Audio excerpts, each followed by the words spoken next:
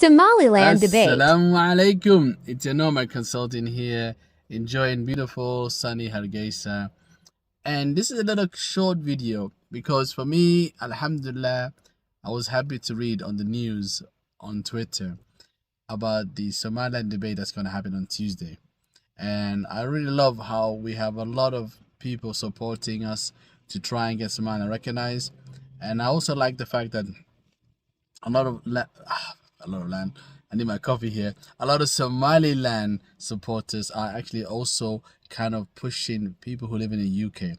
So for myself, I'm going to share the link on how to reach your MP, how to find your MP by simply putting your postcode in and sending this kind of, how would you say, set template. So shout out to, I think Hamza is the link I found. Shout out to BH Love if I said his name. I never say that name correctly, but honestly, some good links out there.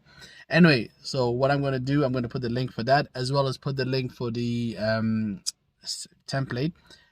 If you don't have time, because it's actually just tomorrow, and even though we're a few hours ahead from the UK, I'm kind of letting all my followers know, make sure if you live in the UK, either pick up the phone, give them a call, and just say, look guys, make sure you attend this debate, okay?